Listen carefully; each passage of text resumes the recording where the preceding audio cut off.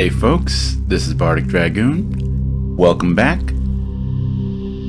No, not welcome back. Welcome to Let's Play Mass Effect. Released in 2008 for... actually no. I think it was 2007 was the original Xbox 360 Welcome to Alliance version. Military Database. But released somewhere around Classified information requested. It is a third-person Establishing shooter secure action connection. RPG Secure connection. developed by confirmed. BioWare and, well, predictably the first entry in the Mass Effect series. Please log in to access your profile. There we go.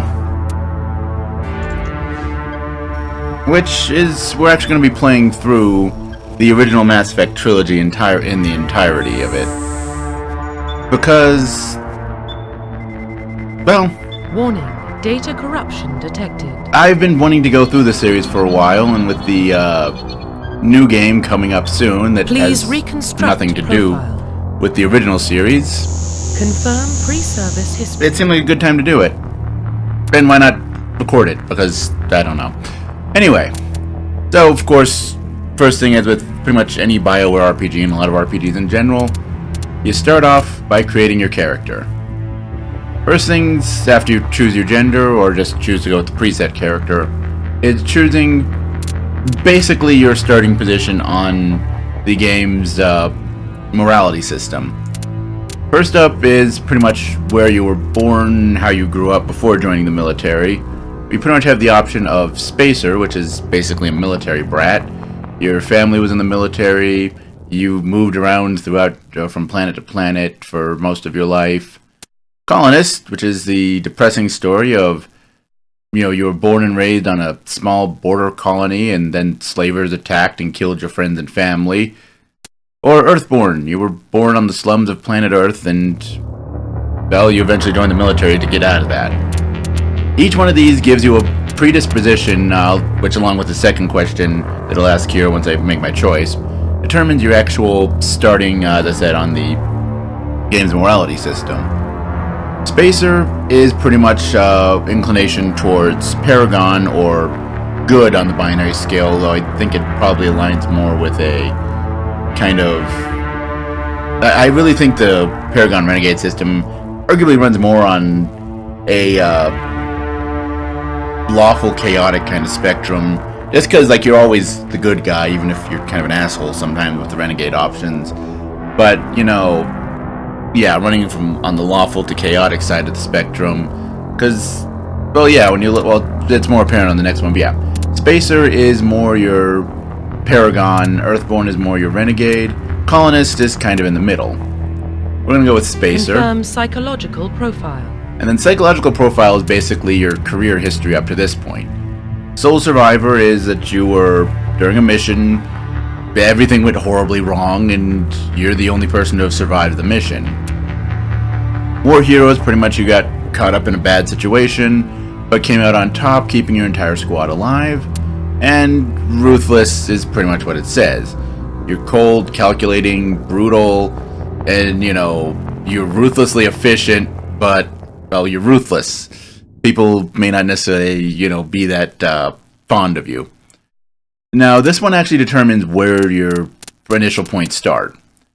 War hero, if you choose that, you're only going to get Paragon points, so unless you go with Spacer War hero, you're going to end up not getting as many points as you would with any other option, as Spacer War hero gives you 20 Paragon points, and then Colonist is 10, and Earther is 5.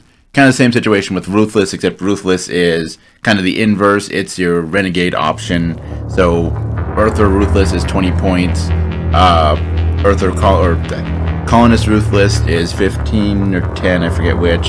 And Spacer Ruthless is 5. Sole Survivor actually gives you a mixture of points, with the exact mixture determining things.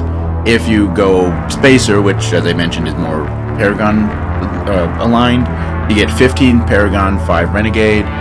Earther is the opposite, 15 Renegade, 5 Paragon. And Colonist is an even split 10 and 10. Now, when you think about what each of those is as far as narratively, you're kind of you're probably psychologically messed up in a lot of ways. I mean, your entire friends and family were killed. You're the only survivor. You joined the military, and then you end up on a mission where you're the only one to survive. Yeah. Anyway, we're gonna go with, as I already selected, Spacer and Soul Survivor. Confirm military specialization. Then, of course, you choose your class. I'm going to go with Vanguard, mostly because I feel, especially, as I said, we're going to do all 3 games, and second and third game, Vanguard is just a lot of fun to watch, if you ask me. I'm also just not as fond of most of the classes, except for Infiltrator, which isn't as fun to watch, I'd think, since it's a lot of, well, actually combat moves at a pace, especially in the second and third game, that patiently waiting isn't a thing that happens a lot. But yeah, Soldier, I don't like the gunplay, even with the improvements made in the second and third game. It's still meh, so not a big fan of that.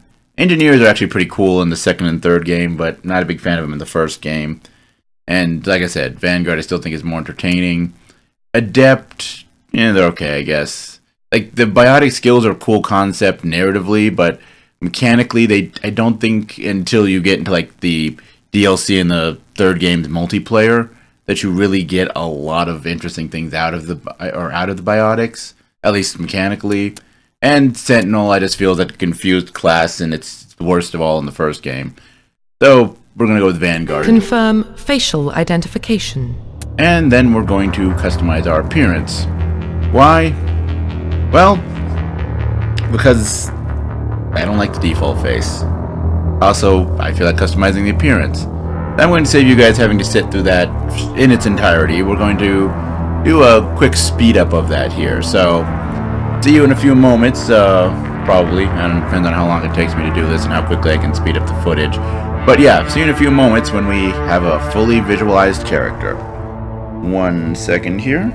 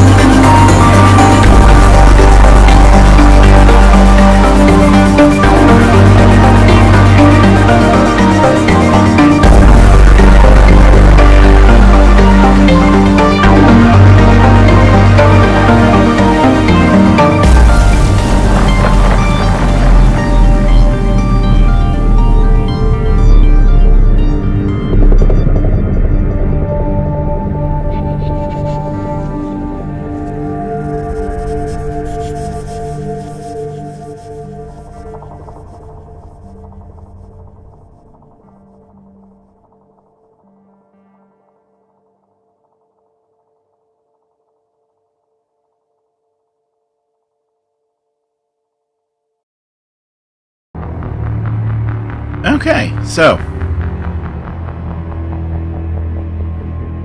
say hello to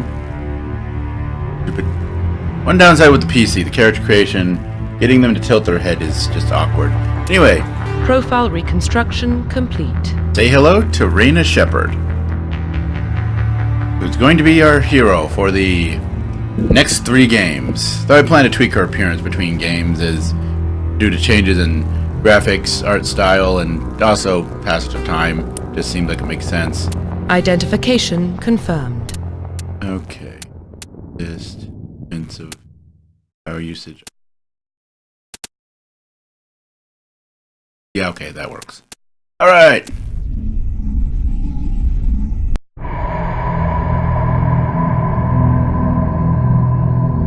Well, what about Shepard? She's a spacer, lived aboard starships most of her life. Military service runs in the family. Both her parents were in the Navy. She saw her whole unit die on a cruise. She could have some serious emotional scars. Every soldier has scars. Shepard's a survivor. Is that the kind of person we want protecting the galaxy? That's the only kind of person who can protect the galaxy. I'll make the call.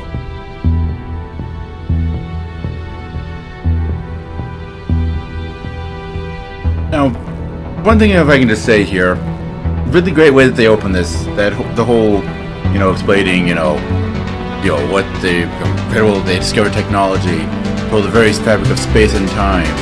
They just called it the great discovery in human history. The rest of the galaxy called it the Mass Effect. It's a really good title reveal. I don't know. I just really like it.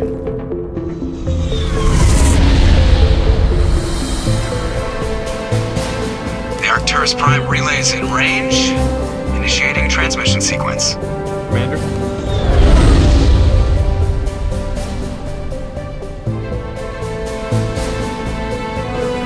We are connected. Calculating transit mass and destination. The relay is hot. Acquiring approach vector. All stations secure for transit.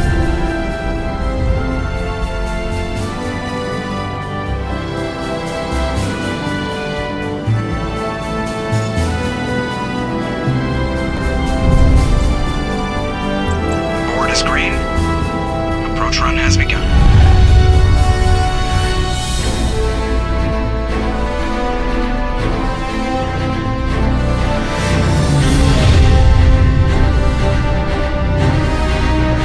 Hitting the relay in 3, 2,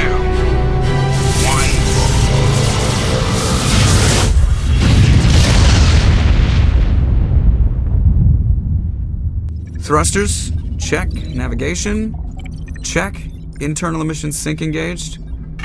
All systems online. Drift, just under 1500K. 1500 is good. Your captain will be pleased.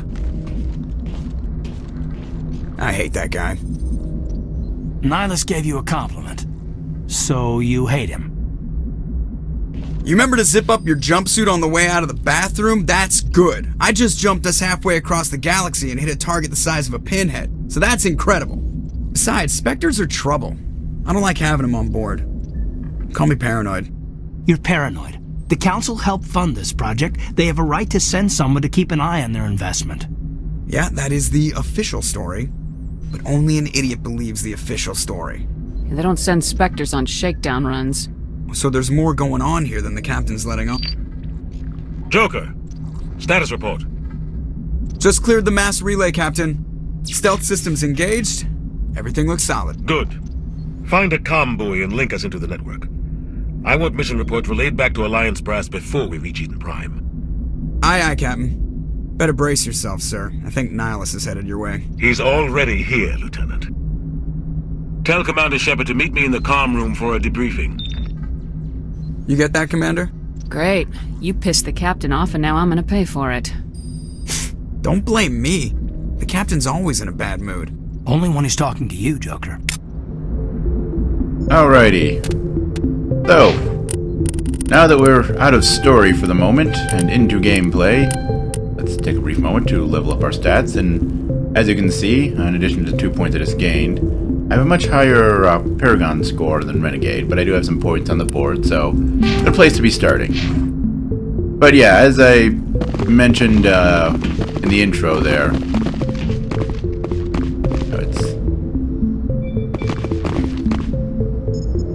there we go. I'm telling you, I just saw him. He marched by like he was on a mission.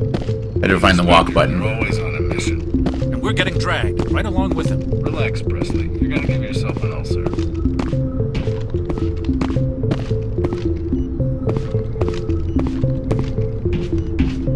I grew up on Eden Prime, Doc. It's not the kind of place Spectres visit. There's something Nihilus isn't telling us about this mission. That's crazy. The captain's in charge here. He wouldn't take orders from a Spectre. Not his choice, Doc. Spectres don't answer to anyone. They can do whatever they want. Kill anyone who gets in their way. Oh, you watch too many spy vids, Jenkins. Yeah, I'll leave them to their conversation.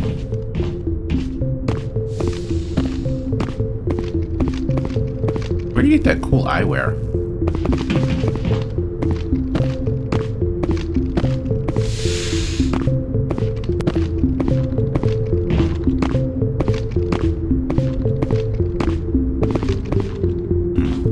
There we go. Commander Shepard, I was hoping you'd get here first. It will give us a chance to talk. What about? I'm interested in this world we're going to, Eden Prime. I've heard it's quite beautiful. I've never been there. But you know of it. It's become something of a symbol for your people, hasn't it? Proof that humanity can not only establish colonies across the galaxy, but also protect them. But how safe is it, really? Are you trying to scare me, Spectre? Your people are still newcomers, Shepard. The galaxy can be a very dangerous place. Is the Alliance truly ready for this?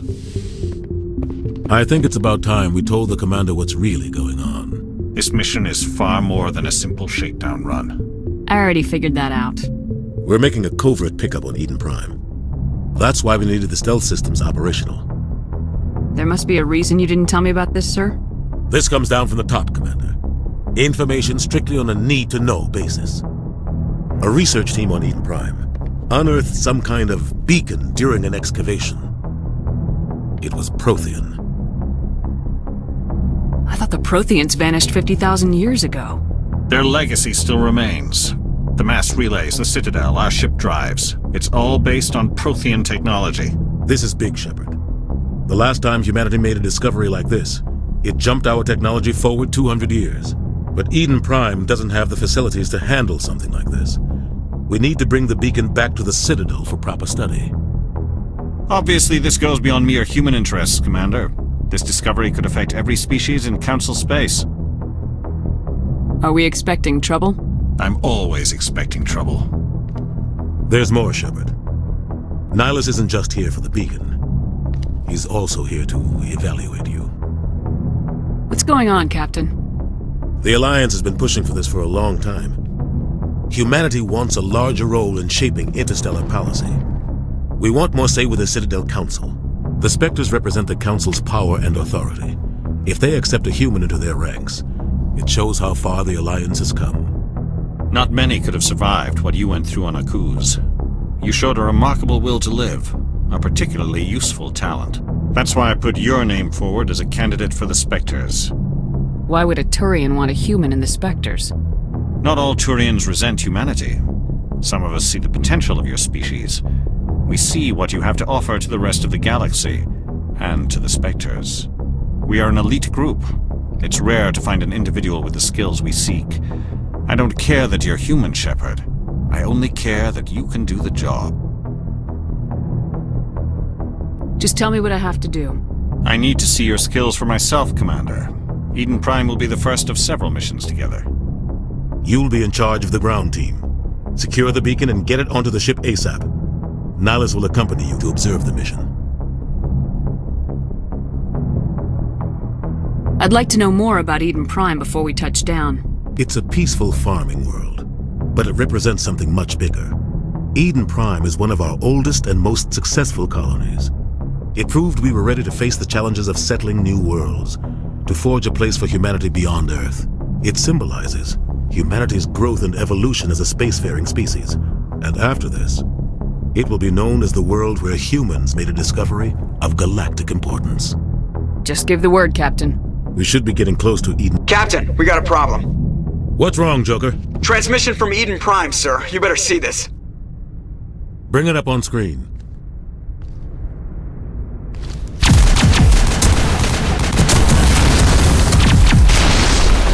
Get down!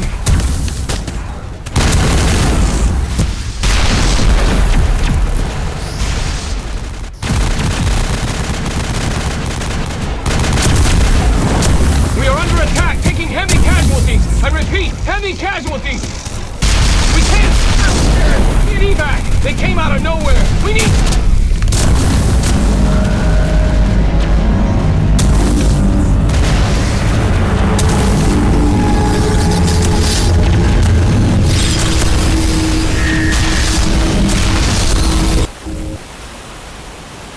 Everything cuts out after that. No comm traffic at all. Just goes dead. There's nothing. Reverse and hold at 38.5.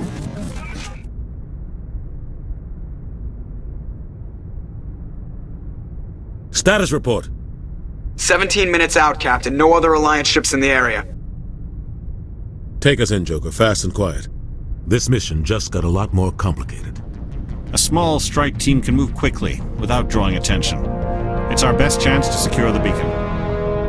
Grab your gear and meet us in the cargo hold.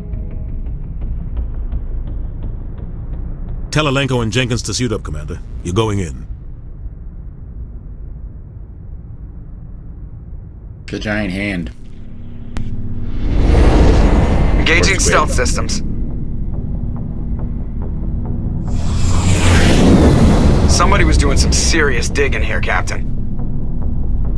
Your team's the muscle in this operation, Commander. Go in heavy and head straight for the dig site. What about survivors, Captain? Helping survivors is a secondary objective. The beacon's your top priority. Approaching drop point 1. Nihilus, you coming with us? I move faster on my own. Nihilus will scout out ahead. He'll feed you status reports throughout the mission. Otherwise, I want radio silence. Ready and able, sir. The mission's yours now, Shepard. Good luck! We are approaching drop point 2.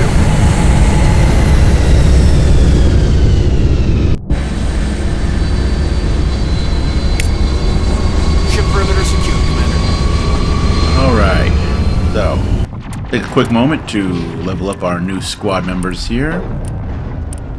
Give them access to abilities.